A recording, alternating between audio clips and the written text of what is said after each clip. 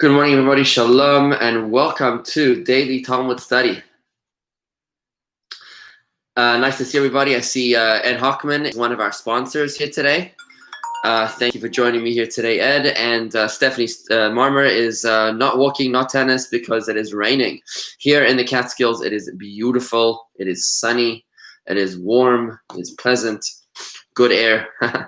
And of course, welcome to Rob Berger, who together with his wife Maureen is also today's sponsor. That's Maureen and Robert Berger sponsoring today's Torah study in honor of a speedy recovery for their good friend Marla Dorf, Miriam Bas Henna, who is having a procedure today, as well as by Ed Hockman in loving memory of his mother. He's our weekly sponsor this week.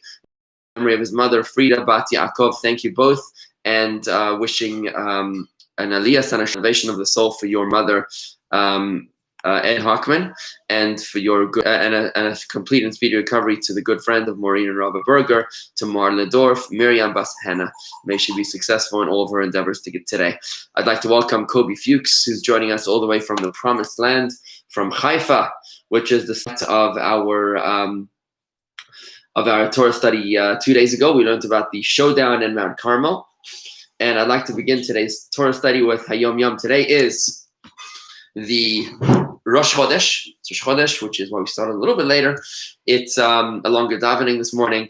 Rosh Chodesh is the beginning of the month. It's the beginning of the 9 days, the 9 saddest days in Jewish history.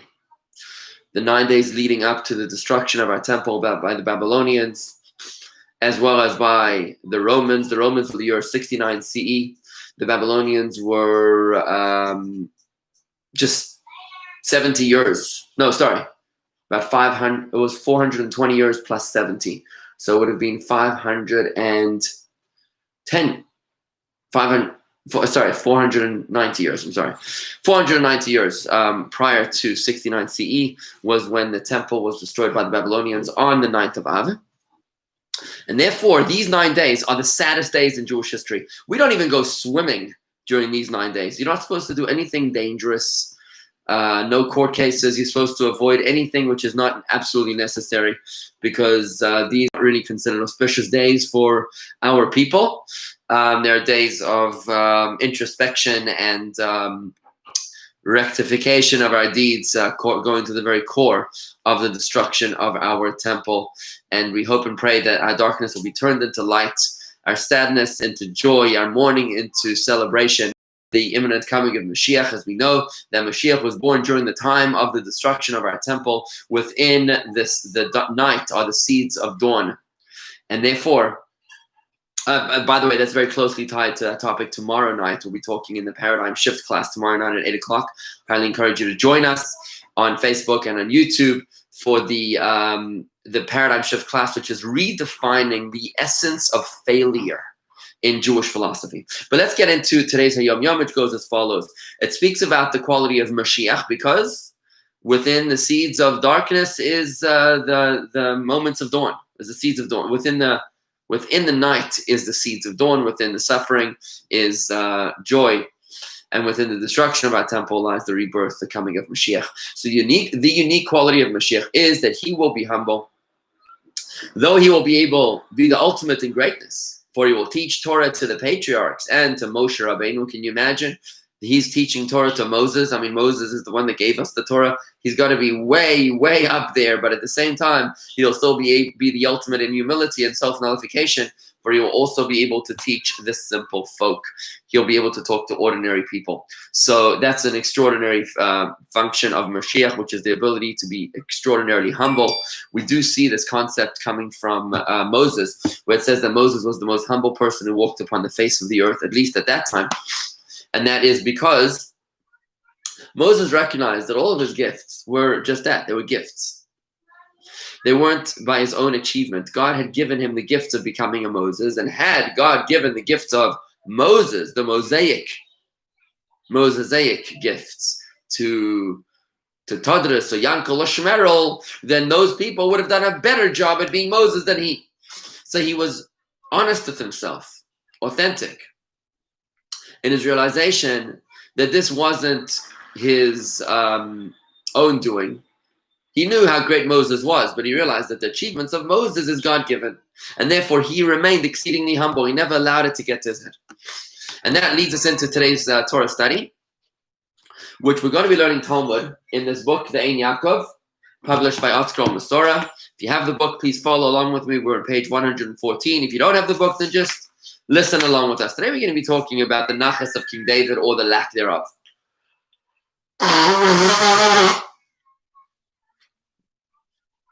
The lack thereof, because David was cursed, or not cursed by God. He was I'm sorry to say cursed. David was scolded, rebuked by God for the act that he did with Bathsheba. Just a quick context of the story goes as follows. David decided to ask God why his name is not mentioned in the Amidah. When we daven, when we pray, we say the following words. We say, every time we say the silent Amidah, we say, "Blessed are you, Lord our God, and God of our fathers, God of Abraham, God of Isaac, and God of Jacob." The great, mighty, and awesome God. That's how we begin the daily Amidah, the silent prayer, 3 times a day. So David asked of God, he says, why is my name not there? Why don't we mention the name of David, the God of David? So God says, because they were tested and you weren't. So David said, bring it on, test me. And in an interesting story, David came across this beautiful woman, Bathsheba, happened to be married, and he desired her. So David, as the king, arranged that she should become a widow. Sent her husband to war, and he died. So now she becomes a widow and she's eligible. But God scolded him for this act of marrying Bathsheba. She, by the way, was the mother of King Solomon, the successor, the heritage of King David. So when David was scolded by God for what he did with Bathsheba, God said to him that I will raise up evil against you from your own house. And David did not know what that was referring to. He didn't understand what that was a reference to. I will raise up evil against you from your own house. And today we're going to be learning about that story, which ended up being the rise of Avshalom, son of David, who rose up to rebel against King David, his own father. Special welcome to all our friends, to Keith Kleinig from the Great Sands National Park in Colorado, and to Terry Zweig from Atlanta. And I think that's all who I see is here, even though I know others are there as well. Great. So this is how the Torah study goes. We're going to be learning today about David discovering what was the meaning behind God's warning, I will raise up evil against you from your own house. Let's take a look. The Gemara cites a teaching from Rabbi Yochanan in the name of Rabbi Shimon Bar Yochai. Said Rabbi Yochanan in the name of Rabbi Shimon Bar Yochai, a poorly raised child in a person's home is more difficult than the war of Gog and Magog, the war which will lead up to the coming of Mashiach. How relevant that is to today's Hayom Yom, today's study about Mashiach and the time that we're in right now, in which we hope and pray for the imminent arrival of Mashiach. This war will be fought before the coming of Mashiach, will cause much suffering. It's described in Ezekiel, Yechezkel, chapters 38 and 39, if you'd like to take a look at the war of Gog and Magog. Some say that that war already happened and was World War II. Some say that that was the Gulf War. Some say that that is the war which is looming between Iran and America, or Israel, or who knows. In any event, that has always been a legendary war, bringing about the coming of Mashiach. But the Talmud says today that a poorly raised child in your home is worse than the war of Gog and Magog. How do we know? By quoting Psalms chapter 3, the Psalm of King David, which references his own son, Avshalom, rising up against him. We see this from how the verses describe each of these difficult situations. For regarding the rebellion that David's son Avshalom led against him, it says, a song of David as he fled from Avshalom his son. This is Psalms chapter 3, verse 1. And it is written next in that song, God, how many are my tormentors? Many rise up against me. So there's a few references to David's suffering with regards to his son Avshalom rebelling against him. On the other hand, about the wars of Gog and Magog, it is written, why do people gather and the nations talk in vain? Also in the same Psalm 3 of, it's Psalms 2. Psalms 2 is about the war of Gog and Magog. Psalms chapter 3 is about Avshalom. So with regards to the war of Gog and Magog, it says, why do people gather and the nations talk in vain? But how many are my tormentors is not written in reference to the war of Gog and Magog. Remember, every word in Torah is precise, and the Psalms of King David is also part of Torah. It's divinely inspired. So when David references his son's rebellion, how many are my tormentors? And he does not say that regarding the war of Gog and Magog, it means that a poorly raised son is worse than the war of Gog and Magog. On the contrary, David makes light of the soldiers in the war of Gog and Magog, asking about them, why do these people gather? Clearly, David was more troubled by his rebellious son than by the battles of Gog and Magog. Let's take a closer look at what exactly happened in this rebellion of David. Avshalom, David's son, was poorly raised. His mother was not Bathsheba, yet another mother. David had many wives.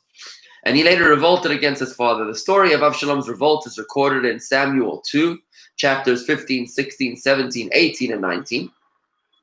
Avshalom seized the throne from his father, at which point David and his household fled from Jerusalem. David met Shimi ben Gera, who cursed David. This Shimi ben Gera, by the way, was a great ancestor of Mordechai of the Purim story. And this guy, Shimi ben Gera, cursed David, throwing stones and dirt upon him and his men. Now, Achitophel was the one man that David feared, because Achitophel was a brilliant advisor. He also happened to be David's father-in-law. He was the father of Bathsheba. David was very afraid of this man because he was brilliant, and all of his advice came true. All of his counsel came true. He was like the strategic advisor of the king who jumped ship from David to Avshalom, to his son. He advised Avshalom to send a group of his best warriors, headed by Achitophel himself, to ambush David and kill him. However, Avshalom hesitated to order the death of his own father. So he turned to Hushai, the Archite, for advice. Now, Hushai was secretly a supporter of David, who was sent as a mole by David to find out what Avshalom was thinking and to lead him away from David. So Hushai, who secretly sided with David, advised Avshalom to wait until he gathered a massive force which Avshalom would lead in person. Hushai understood that if David at this moment was vulnerable and weak, as he hadn't found his footing, if Avshalom, son of David, would attack David now, he would have been successful and killed David, God forbid. So Hushai misled him. He led him away from the advice of Achitophel. That's what David told him. He said, whatever Achitophel says, lead him away from that, because Achitophel's advice always comes true. So Hushai, the loyal servant of David, led Avshalom away, and he suggested that they develop a much stronger army to fight against David later. And indeed, that's what happened. Avshalom accepted Hushai's suggestion, and David used the time to organize a counterattack. Tens of thousands were killed in battle. Avshalom was captured, and against David's wishes, Avshalom was actually killed by David's own general. These misfortunes were among those David refers to in the verse when he says, Hashem, how many are my tormentors? So that's the context of the story. From here we see that raising a poorly raised child in your home is worse than the war of Gog and Magog. I'd like to welcome my own son over here, Zevi Vigler. I see he is commenting on his mother's account, and how appropriate it is, because Zevi is a source of tremendous nachas to his father and mother and to the entire family. Zevi, we're so proud of you, and I'm so glad that you're joining me for Torah study here this morning. Thank you, Zevi. Chodesh Tov to you, Andy, and to Corey. Let's check on YouTube, see what's going on. Welcome to Ron Collins. I miss your davening, Ron, and to Bob Wertheimer. Good morning to you and Gail. Okay. Now, the Gemara is not satisfied with this analysis. The Talmud is not satisfied with this analysis, that the war of Gog and Magog is less traumatic than raising a poorly raised child in your home. Yes, and it was Yoav ben Tzruya, the general of David, who killed Avshalom against his wishes. So, when the Gemara looks deeper into the story, the Gemara says that, raising a poorly raised child in your home sounds like a very traumatic experience. Some people know this by personal experience. Why then would David refer to it as a song of David? He should have called it a torment of David. Why does it say a song of David as he's fled from Avshalom, his son? What is he singing about how little Nachas that he has? The Gemara wonders, how can the verse call it a song of David? It should have said a lament of David, since it describes his pain and grief due to his son's rebellion against him. What's going on over here in Psalms chapter 3? Folks, I want to remind you that Psalms in general is the ultimate battle cry of the Jewish people. Whenever Jewish people have been in difficult situations, financially, emotionally, medically, difficult relationships, whenever Jewish people needed anything, since time immemorial, they've turned to the timeless words of the Psalms of David. And in fact, it was the third Chabad Rebbe, we learned about him yesterday, that Tzemach Tzedek, who said that if we only knew the power of the verses of Psalms of David recited wholeheartedly, if we only knew the power of the words of the Psalms of David, and I know that Mickey, who just joined us, is a big fan of the Psalms of David, if we only knew that power, how they pierce through all the heavenly decrees, through the harsh heavenly decrees, as they prostrate themselves before the heavenly throne, if we knew that power, we would recite the Psalms of David incessantly. So I want to encourage you all to recite the words of David every single day. In fact, you'll notice that the Psalms of David are divided into 30 different days, 30 different units, one for each day of the month. Today is the first day of the month of Av, and I encourage you to recite the daily Psalms today. It's the first 9 chapters we recite on the first day of the month. And you'll find that all at jewishgardens.com/daily study. That's the same place where you have the daily Maimonides study.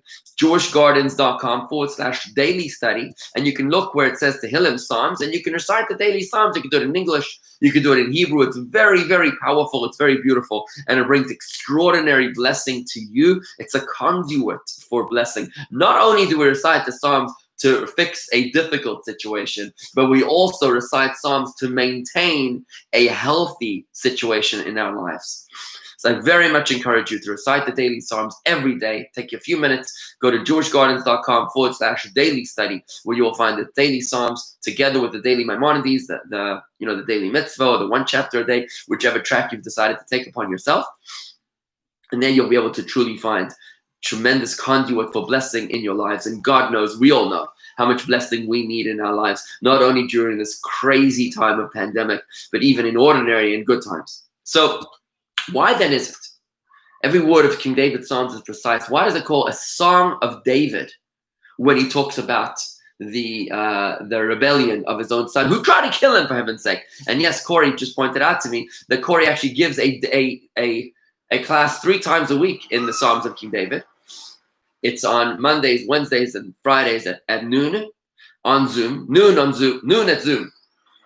Zoom at noon. You can find that at jewishgardens.com/Zoom. That's jewishgardens.com/Zoom to study the Tehillim, the Psalms of David, and Hebrew reading together with Corey. Noon on Monday, Wednesday, and Friday at Zoom. jewishgardens.com/Zoom. I see, Ed, you're doing the family mitzvah, the daily mitzvah, I guess, of Tehillim. Maybe you can add on to that. We all have plenty more time these days during the pandemic, so much less social activities. So we can add the daily Tehillim to our daily regimen. It's a beautiful way to start your day, by the way. Just a beautiful way to get your focus in, to start the day off right, so that everything flows properly from there. So let's answer our question. Why then is it that it's a Psalm of David? Why is David singing? The Gemara answers.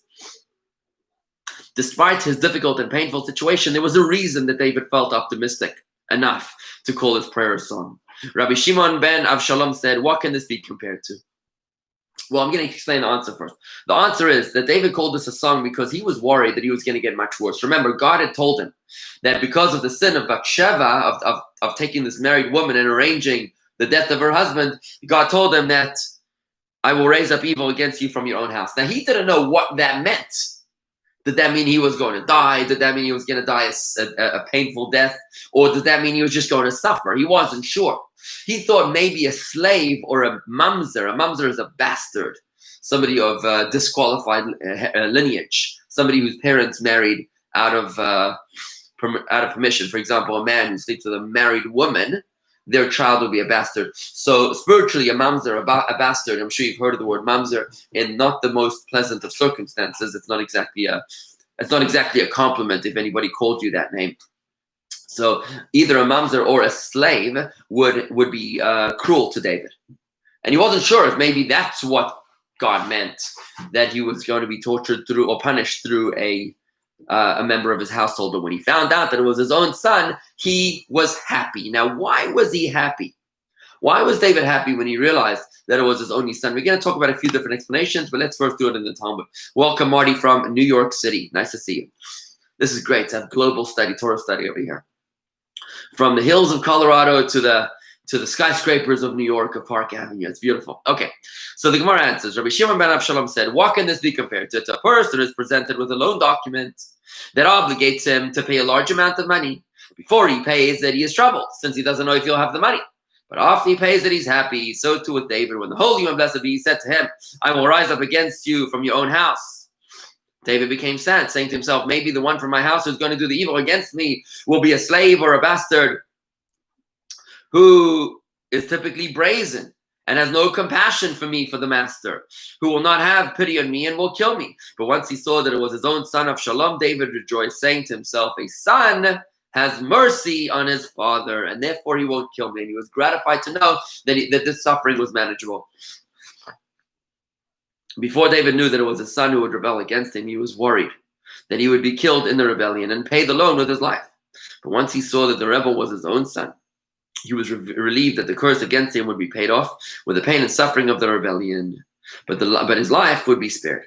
Because of this, he introduces the psalm by saying a song of David.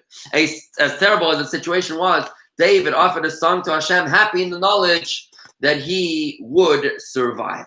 So this is interesting, right? We're talking about King David, and we're talking about the fact that he finally finds out what the cryptic meaning of God's scolding was, that I will rise up evil against you from your own house. And he was gratified to know that it was his own son. Now, we're going to explain two different explanations as to why he was gratified. So the literal meaning, we said, was that he figured, he thought he might end up dead, because a slave or a bastard in his house would have no compassion on him and kill him. But realizing that it was his own son Avshalom was rebelling against him, had him realize that he was going to survive. But let's look at this a little bit deeper. Some commentators are unsatisfied with the explanation above. It may be true that a son will have mercy on the father, but Avshalom, David's rebellious son, had already given every indication that he would not follow this pattern, and he would kill his father to strengthen his own hold on the Jewish throne. He made it very clear. You know what Avshalom did, folks? Avshalom got the advice again from Achitophel, David's father-in-law, the brilliant advisor, who said to him the following. He said, people are afraid to support you, Avshalom, because they're afraid that you might reconcile with your father one day, and anybody who supported your rebellion against David will never be forgiven by the king. You've got to do something so outrageous that everybody will say, David and Avshalom will never again reconcile.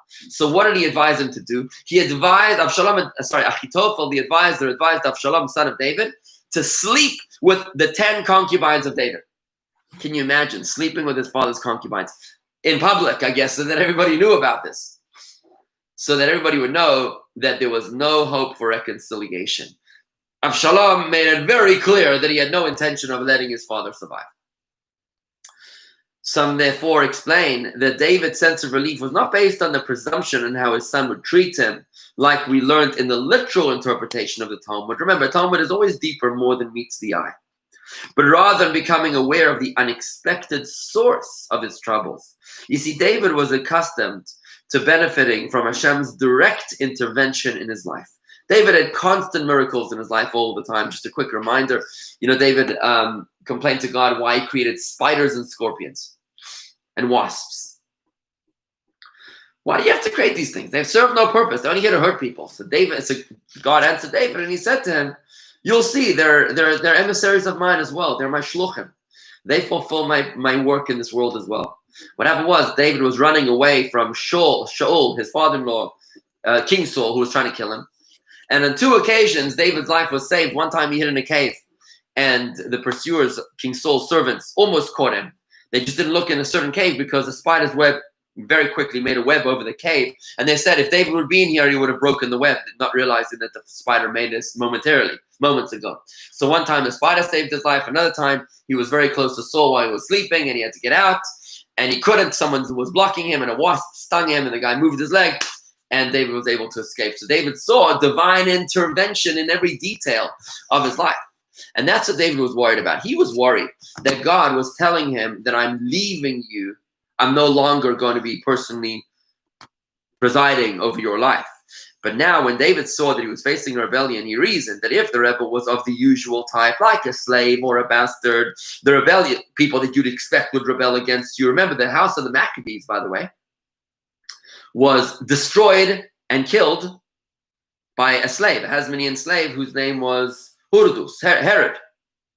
Herod was a slave of the house of Hasmonean who destroyed this family that won the Maccabee War, right? And he actually violated the dead princess, the last remaining princess of the house of Hasmonean. So it's normal for a slave to rebel against his master's household.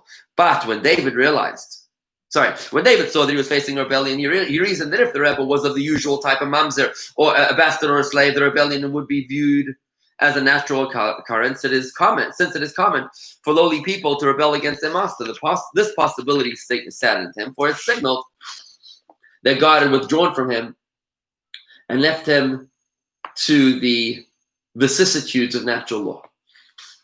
But when he realized that it was his own son who had rebelled, he rejoiced, because it is very unnatural for a son to rebel against his father.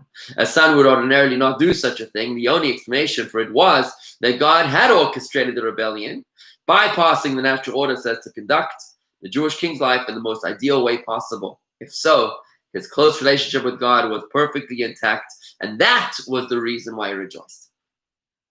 That's a pretty beautiful answer, that David had such a relationship with God, that he was very, very personal, on a very personal relationship with God, just like Adam in the Garden of Eden, Adam and Eve. Here they were conversing with God. Where are you? Oh, we're here, So David is having this conversation with God, and that was the most precious entity to him. Even if his own son was rebelling against him, he found solace and celebration in the fact that God was giving him an unnatural punishment, his own son rebelling, which showed him that God was intervening and breaking the laws of nature for him. We actually learned this idea, just to touch on an idea. We learned it in Tanya chapter 26 when we spoke about why bad things happen to good people. I just want to remind you, why bad things happen to good people. We spoke about 3 or 4 levels. The one level was, we spoke that evil that happens to us is eventually going to be good. On a deeper level, we said that the evil happens to us is disguised good. On a 3rd level, we said that the evil that happens to us is actually greater good. It's hidden good, but it's greater good. And on the 4th and highest level, the level of Tanya, we said that the truly enlightened individual doesn't care what happens to him. All that he wants is the closeness of God, the intimacy with God. And we brought David as an example to prove it. Here is why we bring David as an example. Because David realizes that whenever God punishes a person, gives him hardship, it's actually hidden, concealed, greater good, and God is talking to you on his own terms, not on a level that you understand. The analogy we gave there, for those of you that remember, was like a grandparent giving his grandchild a lollipop versus a college tuition scholarship, right? Obviously, the grandchild wants the lollipop, but the grandparent much would rather give the college tuition scholarship, fully funded college, right? When God is giving us hardship, he's giving us goodness on his terms, and that's the intimacy with God, a very deep concept, which I would encourage you to review. It's in, you'll find it at youtube.com/Jewish Gardens. That's youtube.com/Jewish Gardens, where you can look it up under the Tanya playlists. It's Tanya chapter 26. You can find that discussion, but it ties in perfectly with what we learned right now, that all that David cared about was the intimacy and closeness with God. It's like being in a good marriage, right? You don't care about what happens to you as long as you're with each other, right? An enlightened spouse, a mature spouse, is less concerned about how he is treated and more concerned about the fact that we're together, right? That's a beautiful marriage. And that's our relationship with God, which ties into yesterday's Tanya, which I taught the concept of from religion to romance, redefining our relationship with God, not as religious idiosyncrasies, but rather as a romantic union. And that's the maturity which David teaches us in today's perspective. Stephanie's asking a question. What happened to honor thy father and mother? Good question, Stephanie. I don't think that Avshalom was the paradigm of honoring your father and mother. Rebelling against your father, David, and trying to get him killed and sleeping with all of his concubines. not exactly the textbook example. So he wasn't exactly a tzaddik of Tanya, if you know what I'm saying, Stephanie. He wasn't exactly righteous. By the way, you can visit his grave. He is buried outside of the walls of Jerusalem, very close to the tomb of Zechariah, whom we learned about also a few weeks ago when we learned about the murderers of Zechariah. You'll find something called Yad Avshalom. It is the monument of Avshalom, because Avshalom died without children. So they built for him a monument, King David, who had him killed. Well, against his will. Yoav ben Tzruya had him killed, the general of David. But they made for him a monument so that even though he wasn't remembered through his kids, he'd be at least remembered through his tomb, which is right there. It's a very beautiful building. It's like a square building with a cone above it. Very unusual building. That is the tomb of Avshalom, son of David. But we don't exactly turn to him for an example, Stephanie, of how to honor your father and your mother. I think we can safely assume that anybody who's trying to murder them is in violation of the law. Okay, let's check out what's going on here on YouTube.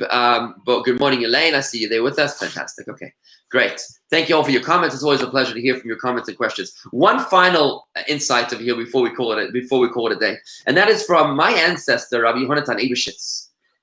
Apparently, the name Vigler, my last name, was, according to our family tradition, was formerly Eibeshitz. And the story goes that we were apparently a very wealthy family. We had to run away from wherever we were in Prussia, I think it was.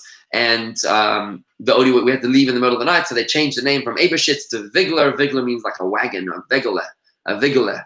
So because they left in many wagons, they called Vigler. That's somehow a story of my ancestry. I'm going to find out more about that. But the legend goes that we are descended from Rabbi Yonatan Eibeshitz, who is the one that were the commentary I'm about to share with you on Psalms chapter 3 on our piece of Talmud today. So Rabbi Yonatan Eibeshitz, who was a fascinating character, wrote a book called Yarot Vash, which means forests of honey. He engaged in much debate with the Christians, forced debates with the Christians of that time, of the Dark Ages, times where the Jews were forced to debate, but they weren't allowed to win, because if you won the debate, it was treason against the church and treason against the state. But if you lost, it meant forced conversion to Christianity. So they had to walk a very delicate trail. So let's see how he interprets it. Rabbi Yonatan Eibeshitz explores this idea in more detail. He posits that the reason why David was happy when he found out that his son was going to be rebelling against him is because there are two types of divine punishment. One type is a misfortune arranged expressly by God to punish someone who has sinned and thereby preserve his eternal reward. It's like a surgical strike that God gives a person to clear away their punishment in heaven by giving them a punishment in earth, so that when they get to heaven, they go straight to heaven. The other type is a misfortune that is part of a person's natural astrological fate. If the person had been free of sin, God would have stepped in to protect him from these natural forces. But if he is guilty of sin, then God remains passive and allows nature to take its course. So there's two kinds of punishment. One is clearly divinely orchestrated. The other one is subject almost to the laws of nature. A major difference between these two types of punishments is that the first one is considered repayment for one's sins. It cleanses the soul and prepares it to enjoy the world to come. The second type, on the other hand, is not considered a real punishment, but strictly speaking, it's not heaven sent. It's caused by natural forces that are allowed free reign by the withholding of heavenly protection. In the long run, the victim will therefore be subject to the same degree of punishment for his sins as before. So the first kind of punishment is a cleansing for your sins. At least the benefit is that in heaven, you won't have to deal with your sins. But the second kind of punishment, the natural forces that make your life miserable, those kind of punishments are not for sins. They're just the fact that God didn't intervene to protect you. I guess you didn't use the doctrine of trust, as we learned about in the gates of trust, to protect you from those punishments. So therefore, if you get the natural sin, you'll still be stuck with having to repay your sins up in heaven. When David first heard that he was facing a rebellion, he thought his misfortune was of the second type. He was saddened by the thought that his misfortune would therefore not reduce the spiritual burden of his sins. But that understanding was viable only if the rebel was of the usual type, a natural kind of punishment, a slave or a bastard. For only then could the rebellion be considered a natural occurrence. Once the news came that the rebel was his own son, David was consoled. Such an unnatural turn of events that his son rebelled against him meant that his misfortune was of the first type, punishment orchestrated by Hashem for the sake of atonement and forgiveness. And at least he was consoled knowing that he's going to be clear in heaven. This conclusion was a great source of joy and relief. For the misfortune would yield everlasting benefit in the world to come. He realized he's not being punished for the sake of being punished. He's being punished for a cleansing of his sin. To David, it offered ample reason to wax poetic about his gratitude to God for disciplining him with the most profound concern for his eternal well-being. You know, it's interesting. We've answered 2 answers. 3 answers, really, just to sum it up, to wrap it all up here. We said, why is David singing a song when he finds out that God is punishing him with the rebellion of his son who's trying to kill him? So the first answer we said was because David knows that he's going to survive, because his son probably won't kill him, which actually was not the case. That was a literal interpretation. But the second interpretation we learned was that David was worried that God was abandoning him to the forces of nature and that God was no longer being present in his life. And when he realized that God was orchestrating a very unnatural kind of punishment, he realized that God is very much involved in his life, and that gave him great pleasure. There was a very deep answer which speaks to the essence of a romantic relationship with God. Even when times are bad, you still love your spouse. That's a mature spouse will still always love their spouse, even when things are tough. And that's what David was thinking, that even though God is being mean to me, I'm still in love with God, knowing that God is still present in my life. And the third answer we gave was from Rabbi Yonatan Ibeshitz, who actually lived in Prussia, and he was very close to the Kaiser Wilhelm over there. And he said that he was gladdened by the fact that the punishment was cleansing him from his sins, because it was an unnatural kind of punishment, as opposed to a punishment that was not cleansing him for his sins, one that was just being subject to the randomness of nature without godly intervention. I guess that these 2 answers are kind of connected, whether God was intervening in his punishment or not. That's 2 angles of the same answer. But I want to conclude with one point of view, and that is, isn't it funny, that King David is like running away from his son who's trying to kill him, and he's writing poetry? I mean, seriously, this is what he's doing? He should be organizing, mobilizing forces. He should be, exercising political efforts and diplomatic missions. What's he writing poetry while his life is in the balance? So the sages ask only why King David composed a song rather than lament. They didn't wonder how David had the presence of mind while fleeing from this most unsettling form of danger to formulate a deep and eloquent psalm of any kind. I mean, Psalm 3. That was not puzzling, for they knew that David was in such control of his state of mind that he could retain his equanimity regardless of the turbulence swirling around him. It's interesting, Maimonides also wrote his Manusopus, the 14 books encyclopedia of the entire Torah. He wrote that while he was running away from the Almohads. Almohads were the crazy followers of Muhammad who were sweeping through the Iberian Peninsula, which is where Maimonides grew up.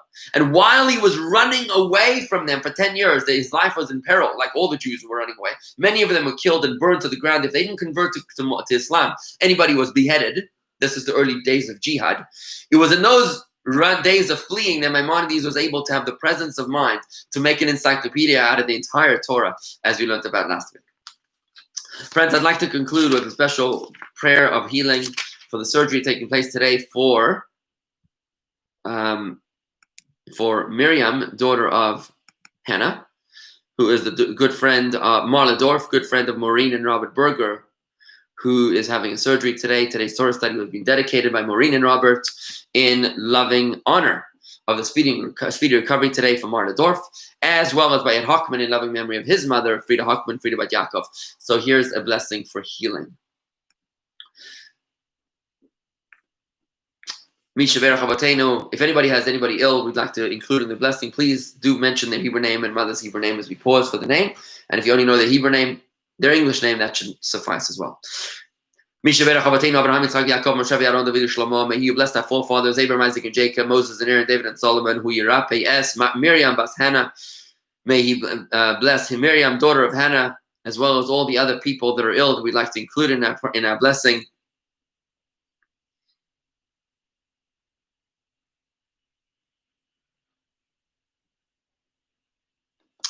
Bavur Shana Neder, let's talk about Bavurim for a pledge of charity without a vow on their behalf. B'schar Zakadosh Baruch Hu, Yamal Rachamim Aleiham, in this merit, may the Holy One, blessed be He, be filled with mercy for them. Lachlimam, to restore them to health, to cure them, to strengthen them, and to invigorate them. May you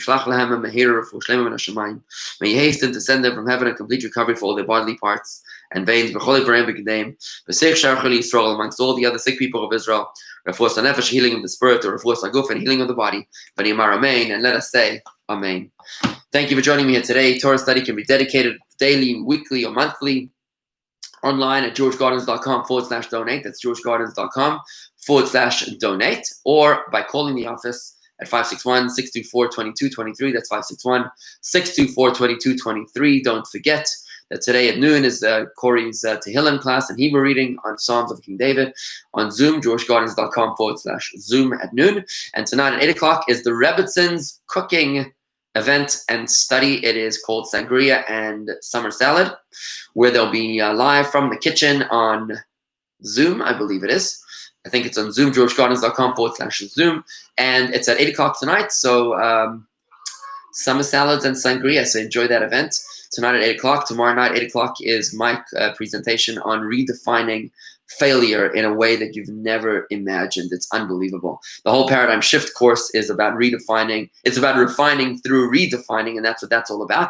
And just to answer your question, Elaine, on YouTube, does the punishment take the place of Teshuva? The answer is yes. The Talmud explicitly states that when we are punished for sin, then it does take the place of Teshuva. It's effectively the same thing. Teshuva is breaking yourself from within, breaking your ego from within. Punishment is breaking your ego from without. We can avoid so much tsaros and so much problems if we simply have the humility to break our own ego from within. And like we say in Talmudic parlance, the hamaskil yovin, and the enlightened one will contemplate and comprehend. Thank you very much, everybody. Shalom, and have a wonderful day.